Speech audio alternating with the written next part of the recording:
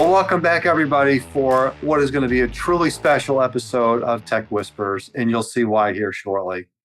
I want to start this off with referring back to Charles Dickens' A Tale of Two Cities, which you remember the opening line, right? It was the best of times. It was the worst of times. It was the age of wisdom. It was the age of foolishness. 165 years ago, yet we still remember those lines. At that time, England was benefiting from an economic boom, from the Industrial Revolution. France, on the other hand, was having the worst of times. They were in an actual revolution. I think Dickens was trying to warn the English, hey, don't get cocky, don't get complacent, because the worst of times that are happening in France could come here too. So this episode of Tech Whispers, we're going to shine the light on a tale of two companies. One company, or let's say a set of companies, are the blockbusters, the Circus Cities, the Kodaks, Polaroids, Toys R Us, you know the list. All incredibly successful companies until they weren't. The other set of companies are those who have been adaptive over long periods of time. They've not only been able to withstand recessions and pandemics, global competition and geopolitical risks, technological and supply chain disruptions, but they figured out how to thrive during those times. This podcast is going to talk about how to build adaptive people, adaptive teams, and adaptive organizations or companies. I've invited Ken Spangler and Steve Davis, two brilliant people, good friends, with a combined 60 years of experience to help me unpack this. So Ken, I'm pretty confident that most of my Tech Whispers audience knows you, but maybe say a few words about your incredible career journey. And by the way, I'll just share a fun fact. You're my two-time guest. So welcome back. Wow, what an honor to be your repeat guest, Dan. But let me start. Let me say, first of all, so thank you, Dan, for inviting Steve and I to join you today. And, as part of that, you continue to do such a great job with Tech Whisperers. And the reason I say that is, we're all on this learning journey of life, right? And I really appreciate hearing from and learning from the broad experiences of so many other tech leaders. It's just a great opportunity. So thank you, Dan. Okay, so my career journey, I would probably best describe my career journey as fun and blessed. Earlier this year, I retired after nearly 34 years with FedEx. And, my career started all the way back as a software developer, a solutions architect. And then I was lucky to progress into many different leadership roles, including my first officer level position at the young, and let me stress, naive age of 35. From that point, really, I spent 23 years at the officer level, including 17 as a senior officer. And when I retired, I was executive vice president of global operation technologies. So I guess the best way to summarize is my career journey is what a ride. I was able to work with and learn from absolute business and technology legends like Fred Smith and Rob Carter.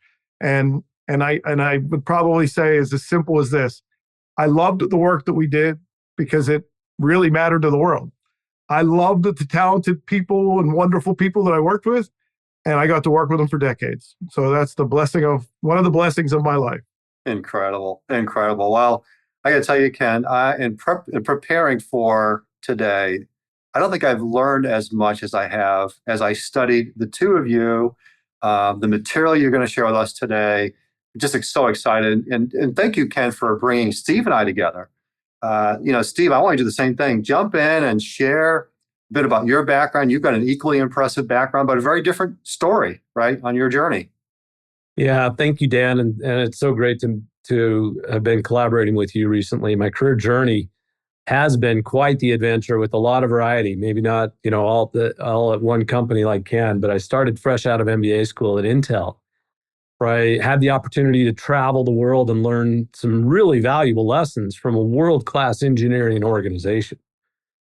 I went then from Intel, right, that foundation at Intel, to transition from big corporate into the dynamic world of e-commerce startups. And I went through 3 different e-commerce startups, learned to wear a lot of hats. Probably the foundation of being adaptive there, right? I found myself drawn to transformational work. And so I led 2 company-wide shifts to Agile as an employee of two different companies before then venturing out as an entrepreneur to start my own business, which we call Davis Space. I was fortunate enough to build an incredible team, right? We grew and attracted attention, eventually sold to a company called Solutions IQ. Within 2 years, we sold that company to Accenture, which I think was a really nod to our expertise and our leading position as a transformation advisor in the market, right? I then raised my hand within Accenture and said, I will lead our global expansion from a North America team that was a little less than 300 people to grow a global team of 750 people and contributing almost 1.4 billion in revenue at Accenture. What a ride. And got the privilege and opportunity to live in Germany and work throughout Europe, for a couple of years. Well, we're going to unpack that journey, and the next chapter for the two of you is going to be amazing. So, Ken, one of your claims to fame that I think is really interesting is you were a CIO of all the different operating companies at FedEx, the only person on the planet who has done that. And so you've got a pretty unique lens on the CIO space. So give us a little context. Give us a sense of the state of the state when it comes to the CIO, the demands being placed on IT overall today. Well, Dan, let me first start as Mr. Obvious. The Mr. Obvious part is the speed of change is faster than ever. But, I would also argue that that's nothing new. The speed of change has been accelerating for all of human history, right? So what's really significant today, what's important is the multiplier effect, that it's really the speed and the scale of change that's affecting all business and technology leaders today. The incredible scale of today's changes, they create this leapfrog opportunity, this effect, but it's really resulted in CIOs and technology organizations being kind of under siege from the accelerated urgency, the higher demands, and just a different level of expectations. It's a good problem to have, but it's still a challenge. So, there's many reasons for this, these accelerated expectations and these different levels of challenges and being under siege. But and they're all talked about in the industry, but I would say there's two that I think are pretty important that I just feel like aren't talked about enough. And first is, accelerating or moving faster to the opportunities of the future. It's often constrained a lot more than people realize. And that's due to multiple things. But one significant thing now is, many organizations are still tethered to the past. Everyone talks about their new modern technologies, the modern architected stacks we all have and how awesome that is. And they're super important. But rarely do you hear people mention, oh yeah, we also have to deal with 1, 2, or 3 generations of legacy technology, and they happen to still be important. And so, that's okay. I don't think that has to be some hidden secret.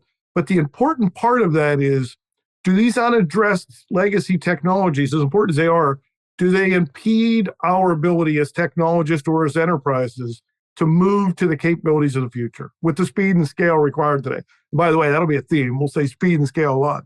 And I would use AI as an example, right? It's nothing new, but the accelerated pace and the scale of the advancements now make it incredibly opportunistic to aggressively move to a more AI-powered business. But many companies can't move at the pace they want because they're tethered to those complex legacy technologies. And, even an example is, is your data organized and labeled? Simple things like that, but they are creating a tethering effect. The second one is, technology's really, and this is a little bit controversial, Dan. Technology's really become everyone's job. Enterprise technology is arguably the youngest of the business disciplines, right? I grew up in an IT household. My father was in management at IBM for 36 years. But it really wasn't until the late 80s, the 1990s, the technology moved from that niche, what was called in the early days, data processing, et cetera, to become true enterprise technology. And enterprise technology, as defined, is at the heart of running every business, right? And that's one of the reasons the legacy tethering is important.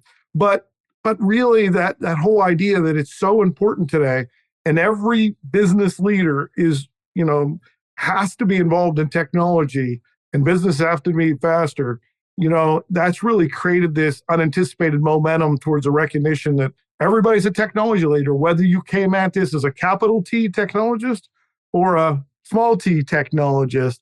And that massive wave of change and what it takes to lead and be successful today is new. I think that's the second big point. And all I would close with is, this, to me, this all results in a recognition to be successful today, leaders, teams, enterprises, they just have to be more adaptive and not be adaptive just for the sake of improved leadership, but really to be adaptive in order to execute at a different speed and scale that's required today. So that's the headline, I think, for us today. The whole adaptive, right? Building adaptive people, adaptive teams, adaptive companies, real differentiator, Steve, right? And so, we're a data-driven profession, as you well know. So maybe share some of the stats, some of the data. It's pretty compelling in terms of what that looks like when you achieve that. Dan, as you opened with, the data really does tell a tale of two companies.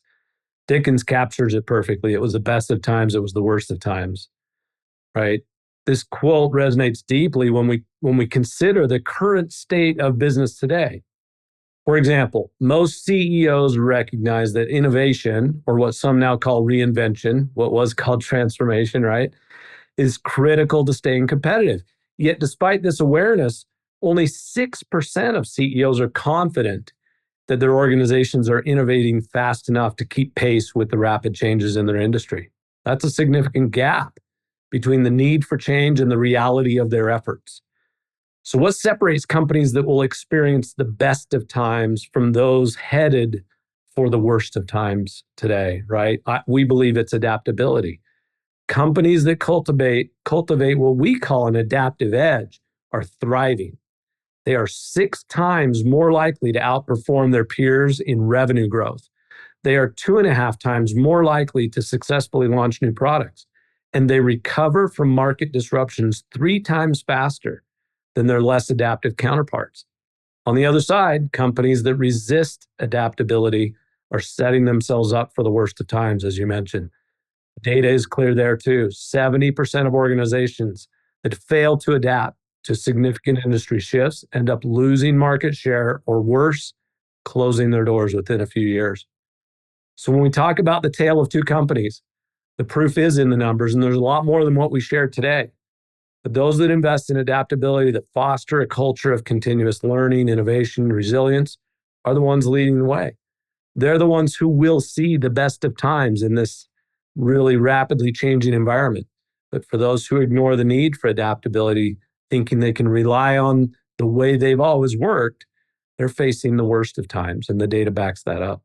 Yeah, I totally get that, Steve. And, Ken, I'm thinking about folks thinking, is this just another flavor of OCM, organizational change management?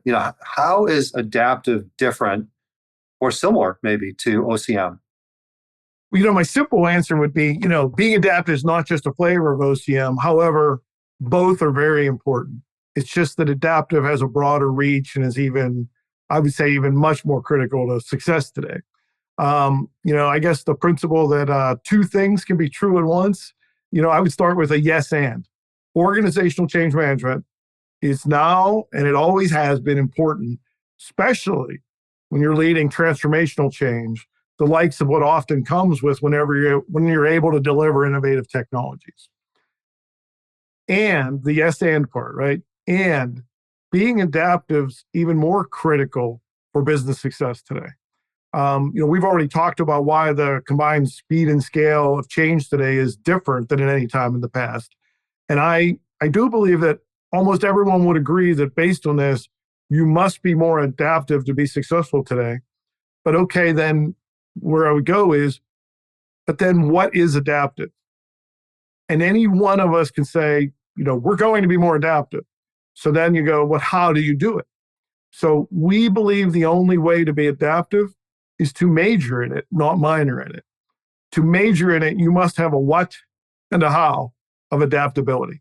And as you can probably tell from me, because I talk with my hands, that's the passion and experience that we bring. And we're focused on that. What do you need to be more adaptive? How do you get there in your own environment in order to execute at the increased speed and scale required today? And to us, we think of it as just one AdaptiveION system with 3 major components, and they're just simple. An adaptive core has 5 quotients that, when executed together in motion, they create a catalyst that allow individuals, leaders, and teams to be more adaptive.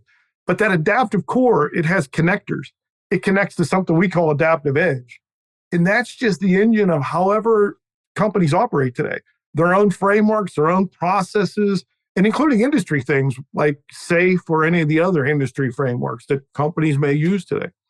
But the key here is when you combine the adaptive core as a catalyst and the adaptive edge, your own way you operate, as the engine, the real value, what we're really after, is adaptive execution.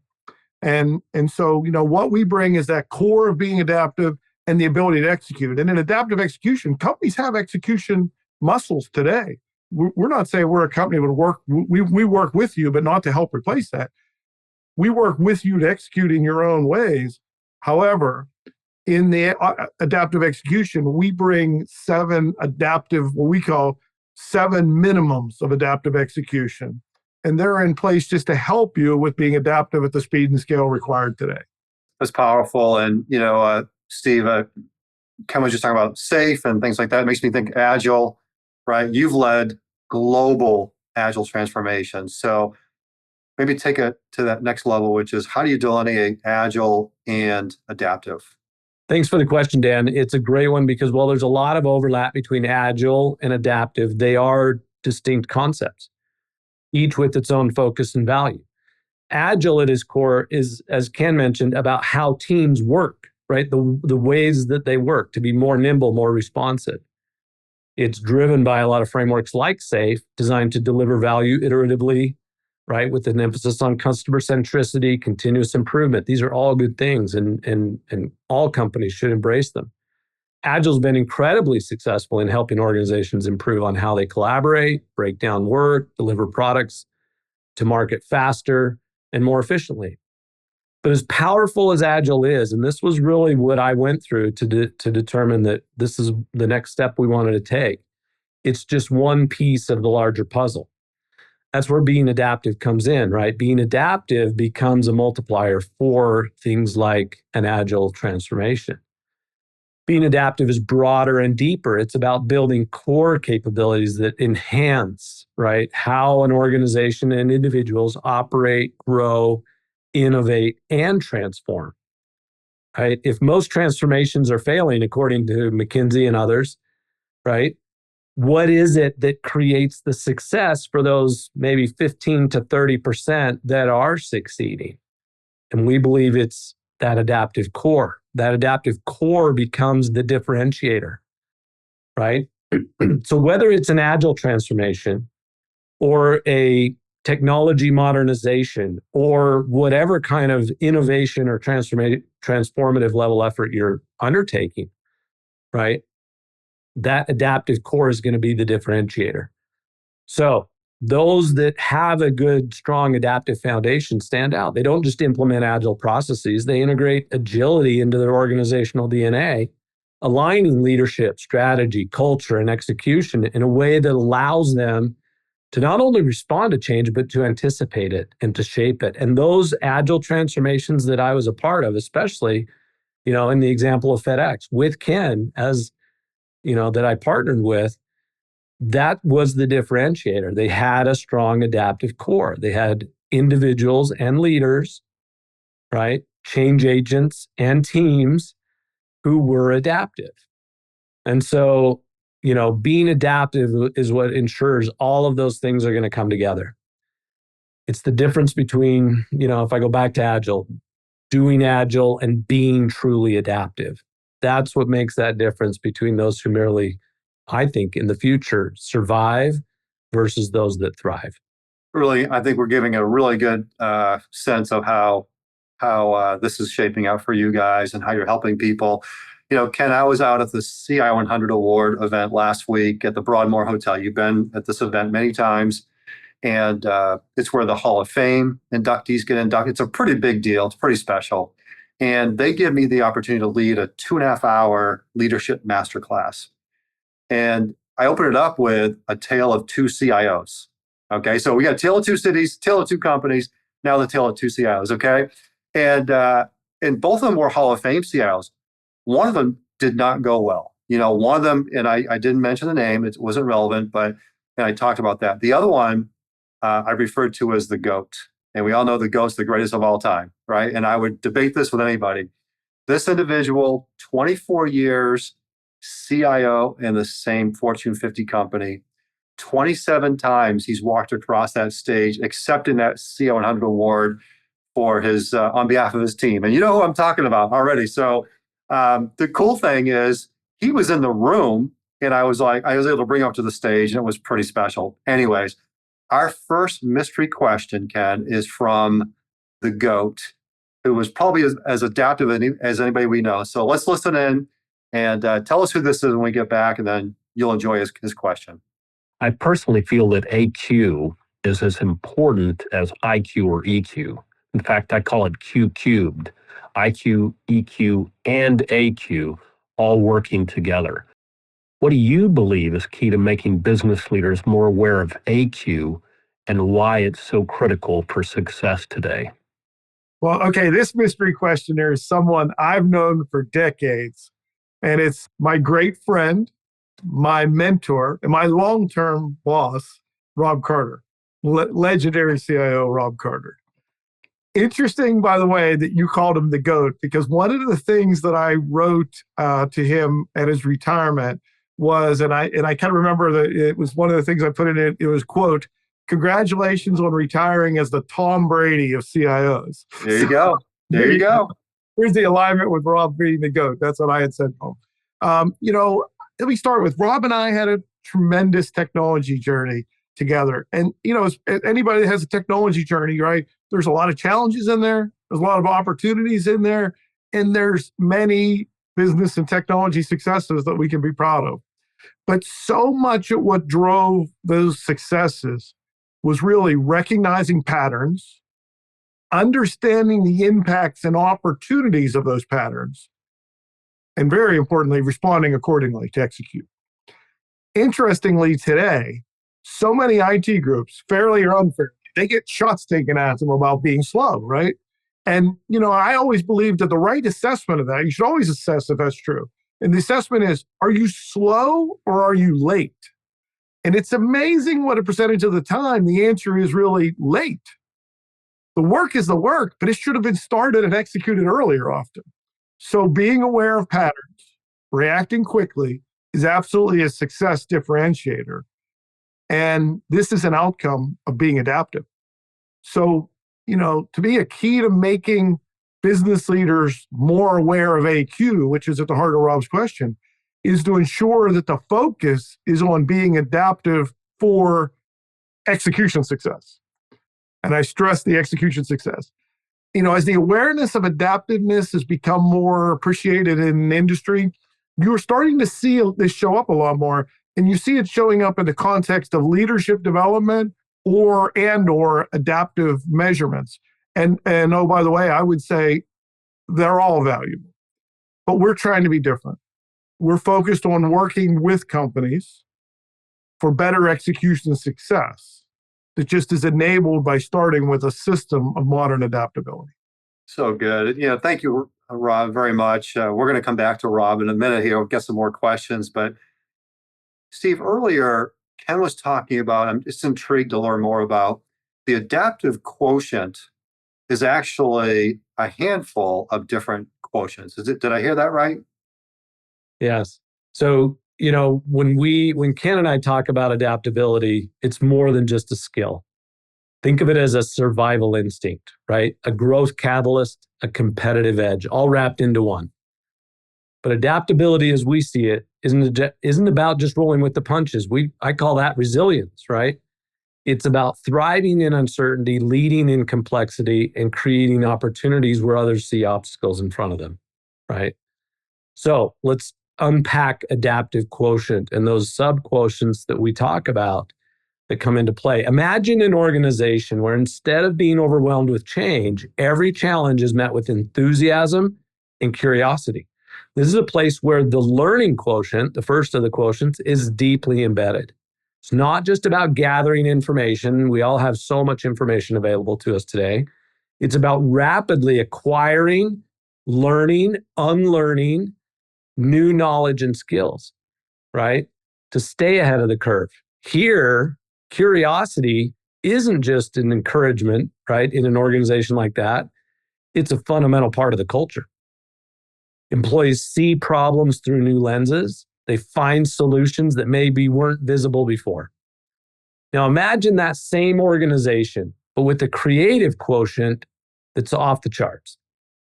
Innovation is not just a buzzword. It's the air they breathe. It's what they do every day. Here, people see connections that others miss, turning insights into breakthrough ideas and setting themselves apart from the market.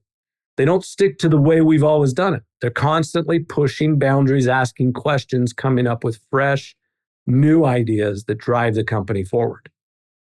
But it's not just about creativity and learning.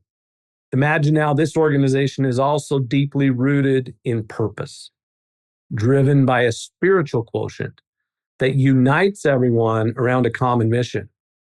It's more than just about making profits. It's about making a meaningful impact. Everyone from the top down is aligned with the organization's core values and a sense of purpose. And what that does is it fuels a passion and a commitment for creating powerful results. That's a motivated workforce. Now take that motivated workforce and picture an organization where physical quotient is prioritized, an environment where energy management is key, where people are not burning out, but they're thriving. The company encourages healthy habits, routines, and resilience as a natural part of what they do every day. That those people then are more productive, more creative, and more engaged. The science tells us that. Finally, imagine this organization with a high EQ, emotional quotient. This is where the real magic happens, where communication flows freely, empathy is at the core of every interaction, right? Trust is present. This team can navigate complex interpersonal dynamics that are coming at us from all angles, right? And lead with empathy, maintain a strong culture, even when and especially when times get tough. So when we talk about AQ, the adaptive quotient, it's not just a concept and it's not just its own thing, but it's a subset. It's comprised of, not a subset, it's comprised of those 5 quotients that I just mentioned. And it helps organizations and people turn potential into performance through that execution that we keep referring back to. Thank you for that, Steve. Learning quotient, creative quotient, spiritual purpose quotient, physical quotient, and emotional quotient. That's right. Get them right? Okay. That's right. And each one, Dan, powerful by themselves. Right. Together and in motion, feeding each other. That's what we call the quotients in motion. And that has that multiplier effect. Ken, I want to come back to Rob had another question. I asked him about what's Ken's superpowers, right? And he had several, but he had another question for you.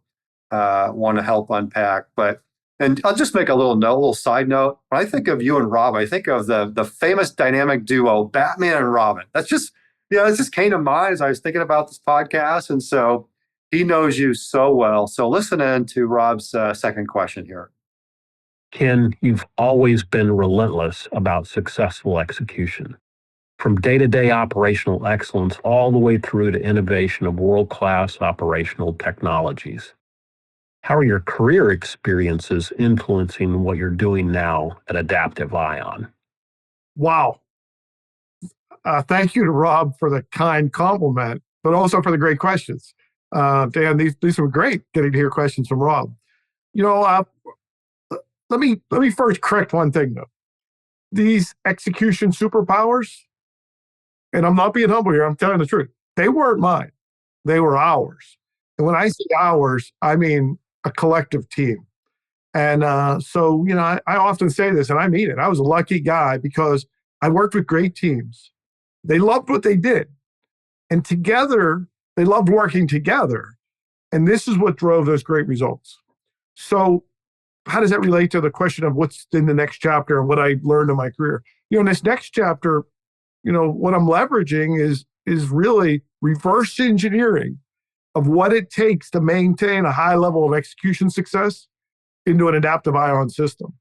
We already discussed a lot of the catalyst, the engine, and the accelerator that is what we call the adaptive core, the adaptive edge, and adaptive execution. But it's really about having leaders, teams, and the entire enterprise being more adaptive to execute with much greater levels of success. And really, because this has become an imperative, and it's the exponential multiplier that helps you meet speed and scale today. So the answer is we're utilizing that long history and that execution, I guess Rob called it a superpower. That's a team superpower to help other teams adapt to have more of that.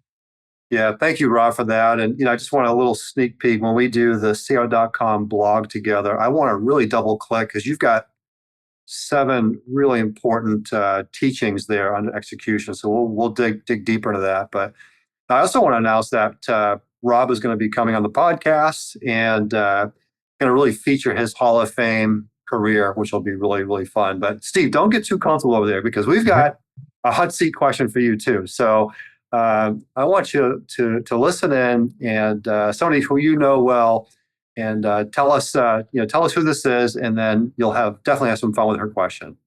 How do adaptive leadership and execution principles differ for business leaders compared to IT leaders? Well, Dan, that's my good friend Christine. I had such an amazing time learning from and learning with Christine during my time in Germany. She was an amazing leader at Accenture. And then beyond Accenture, she's someone who has demonstrated through her own experience the power of bringing together business and technology. So what an appropriate question. She's now the CTO of T-Systems in Germany. While adaptive leadership and execution principles are universal for all leaders, their application might differ between business and IT leaders. Although I will stress that everyone's become a technologist, as Ken pointed out earlier, right? But for business leaders, it is about setting the vision, about fostering a culture of flexibility, innovation, and continuous learning throughout the organization. Business leaders have got to align strategy with execution. They've got to ensure the business remains competitive in a rapidly changing market. Technology leaders, on the other hand, focus on ensuring that technology infrastructure is flexible and scalable. The architecture is as well, so that it can support the rapid changes. They drive those digital and engineering transformations that proactively integrate the newest and latest technologies, right, that enhance the organization's agility and responsiveness.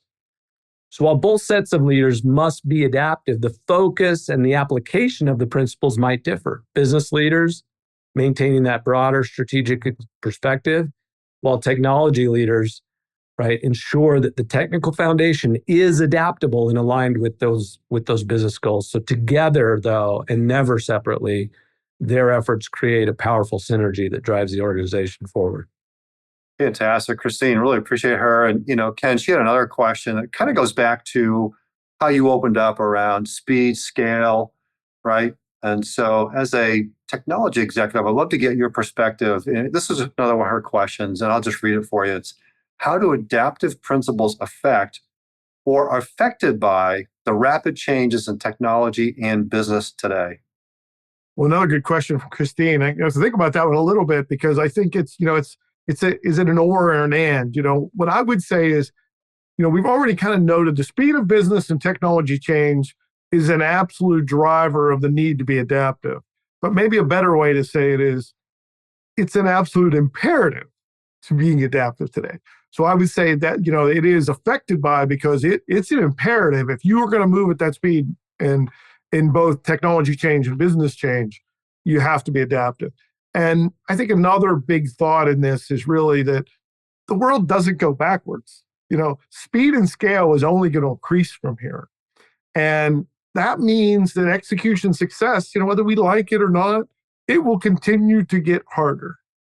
And if that continues to get harder, being adaptive, and let me stress this, being adaptive, not learning adaptive, not acting adaptive, but actually being adaptive, that's, in my strong opinion and passion is, that's the way to lead and execute at as Christine said, the accelerating speed of business today and in the future. Yeah, so good. Steve, Christine just has so many nuggets. She knows you, and you're known globally as a business agility expert. So Right. I want you to tackle one more of her questions before we let her go, and just thank her so much. As someone experienced in business agility, how has your work with leaders and teams influenced your role as AdaptiveION? Well, thank you for that question, Christine. Our work together in business agility has been foundational in shaping what we're doing at AdaptiveION. Over the years, we've seen firsthand how critical it is for leaders and teams not to only adapt quickly, but to do so with a clear purpose and alignment across the organization. This experience has reinforced our belief that agility, while important, is part of a larger need for adaptability at every level of the organization. So at AdaptiveION, we've taken those lessons with leaders and teams and applied them to help build a system that goes beyond the agile practices. As Ken mentioned before, the system has three major components: an adaptive core, an adaptive edge, and adaptive execution, right? It's about developing that strong adaptive core that enables organizations to not just respond to change, but to thrive in it. To, as Ken just said, be adaptive, become adaptive, not just learn what it is. So our work is centered around creating an environment where leaders and teams are empowered to innovate, collaborate, and continuously learn, all while being aligned with a shared purpose.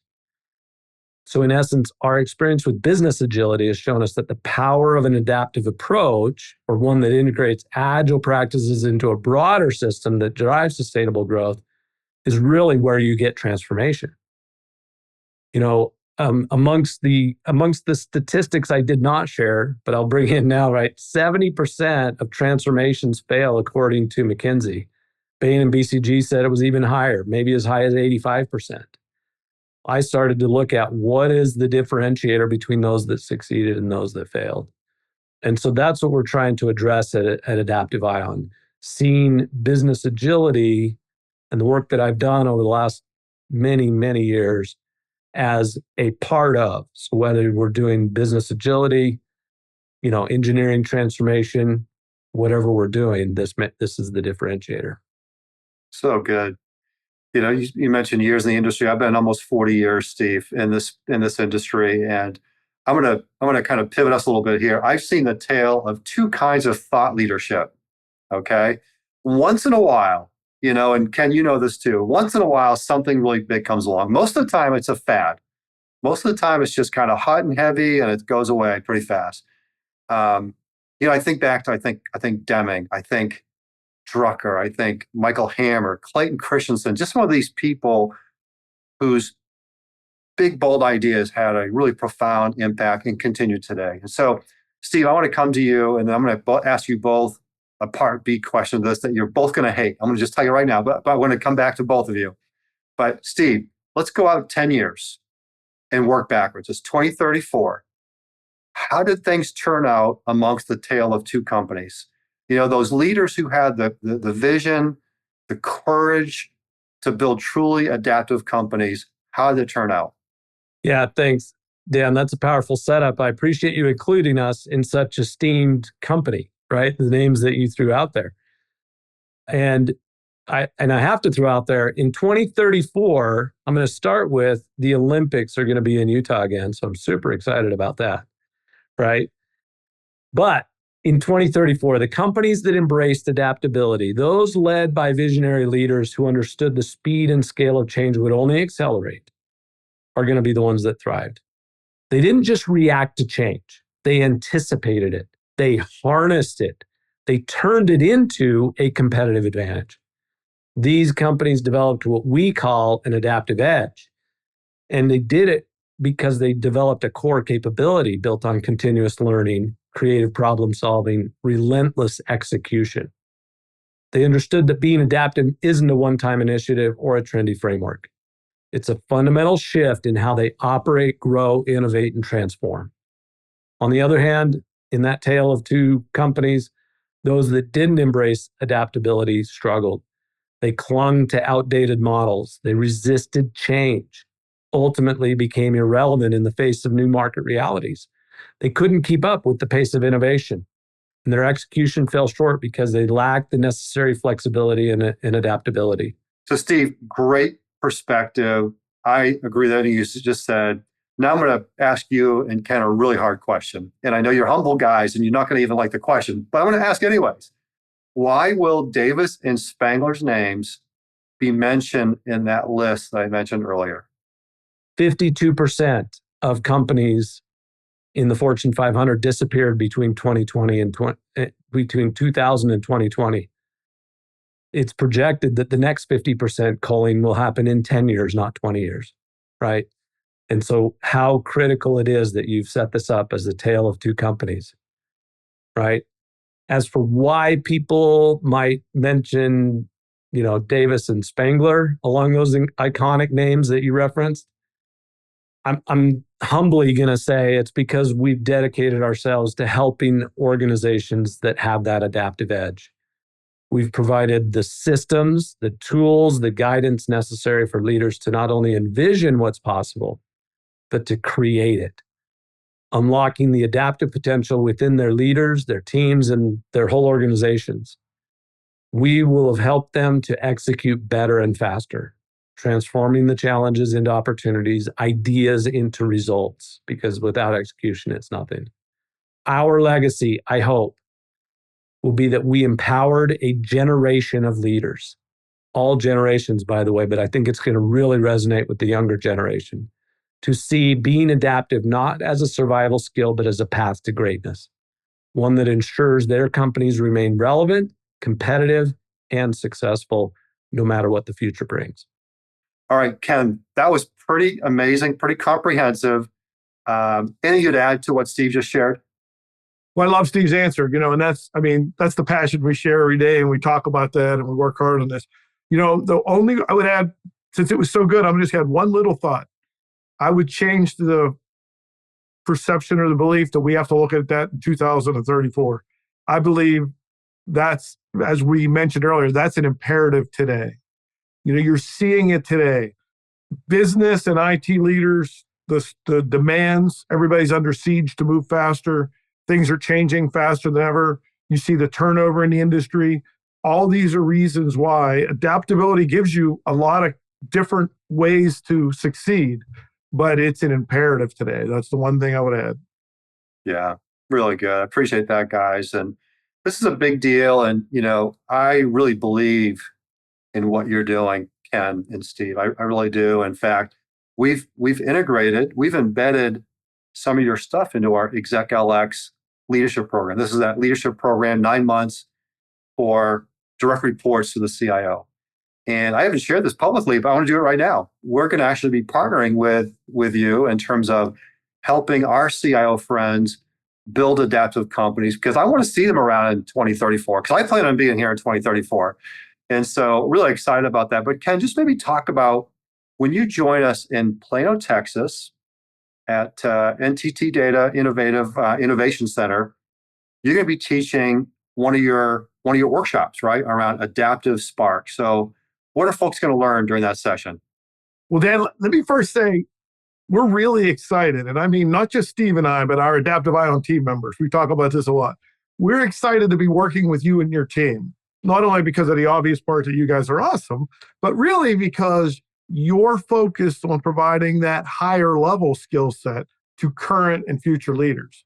And that's, certainly important. So let me first repeat it, that the heart of what we're doing in this is to work with companies, right? To have a system with core components that enable you to be more adaptive, to execute with higher levels of success.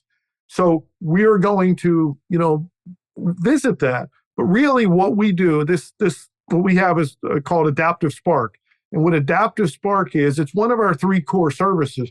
What Adaptive Spark is it's a configurable, customized 3 to 6 hour program that's really intended to energize and ignite individuals' adaptive journeys, certainly teams as well. But in this case, you're doing this powerful leadership cohort you have, it ignites that adaptive journey. So we'll be leading an Adaptive Spark session as part of your ExecLX cohort.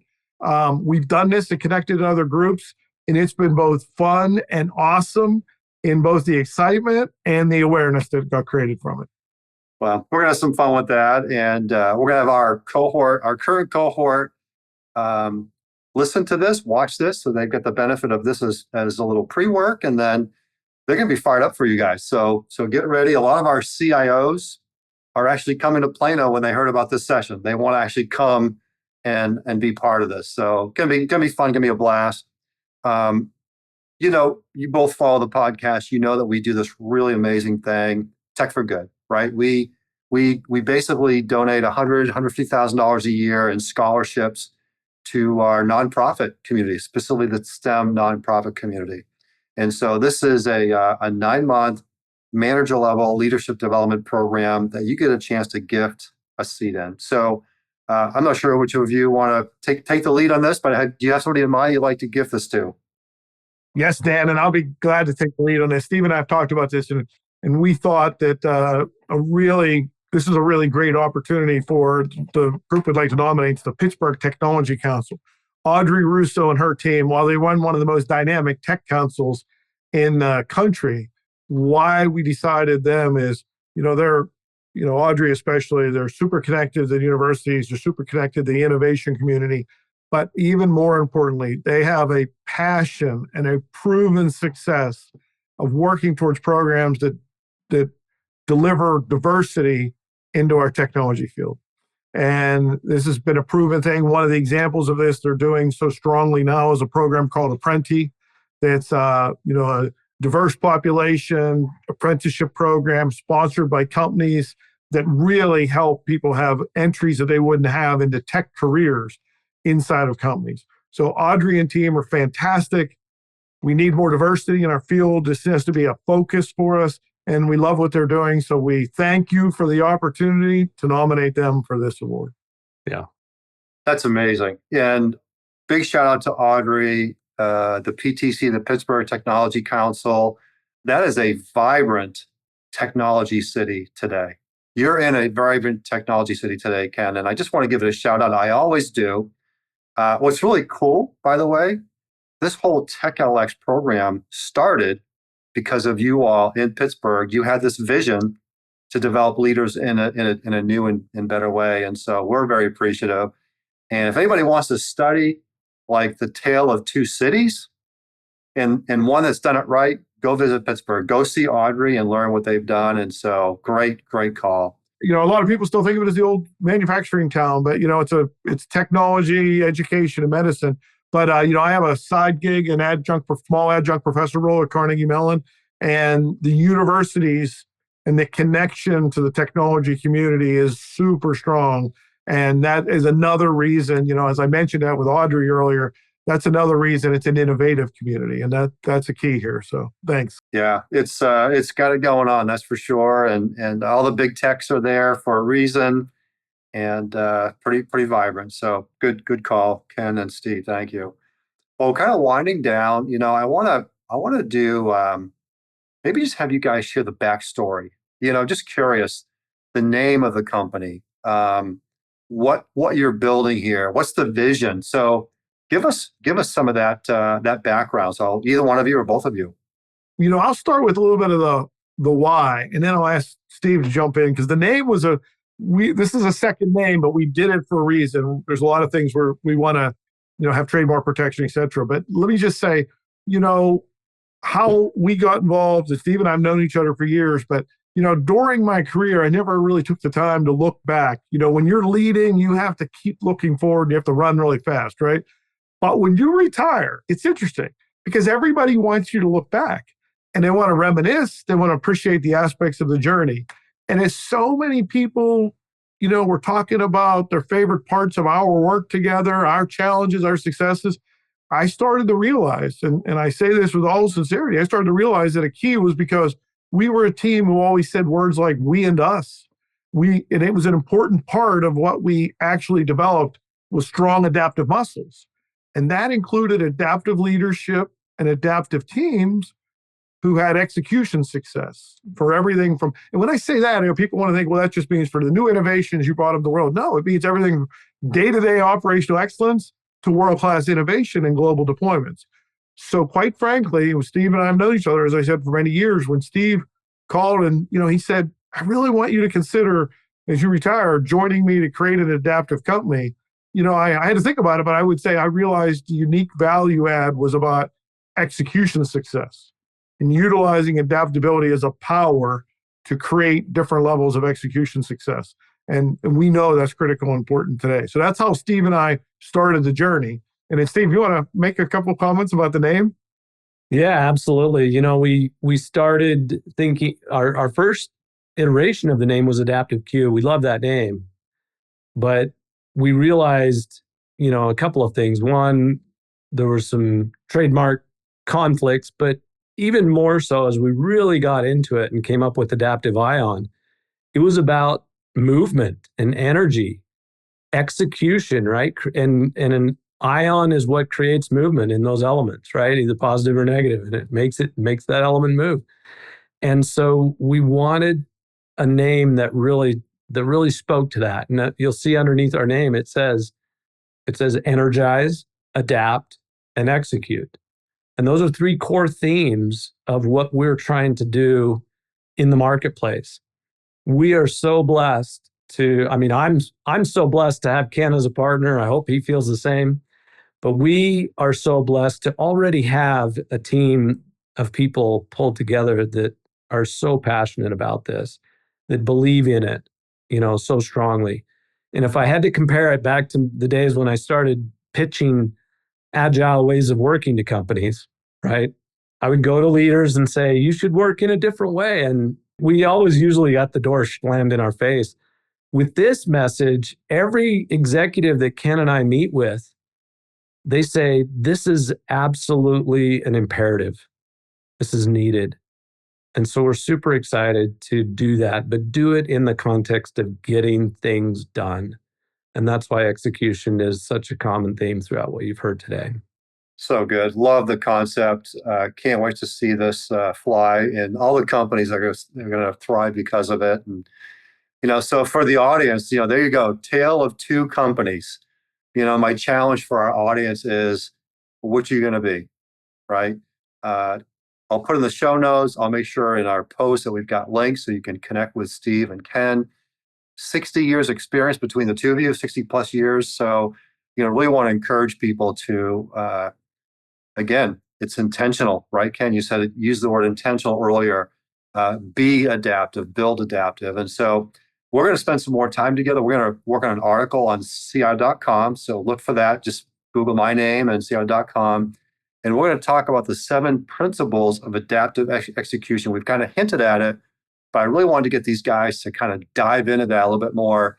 And I think you'll both appreciate this. Edison had that great quote, right? Having a vision for what you want is not enough. Vision without execution is hallucination. And there's a lot of dang hallucination out there. So Ken and Steve, thank you so much for being so generous. You've shared much more than I ever thought you would with the audience. So you were very generous in doing that. And really excited about our partnership ahead. But again, building adaptive people, adaptive teams, and adaptive companies. Did I get it right? Yep. Absolutely. And thank you, Dan. Thank you, Dan. You've been listening to Tech Whisperers, inside the playbook of the best digital leaders, a Woolette and Associates podcast. Keep connected with us by subscribing to the show in your favorite podcast player. If you like what you've heard, please rate the show, as this helps us connect the world's best digital leaders with those who aspire to learn, grow, and thrive in this amazing profession. Thanks for listening. Until next time.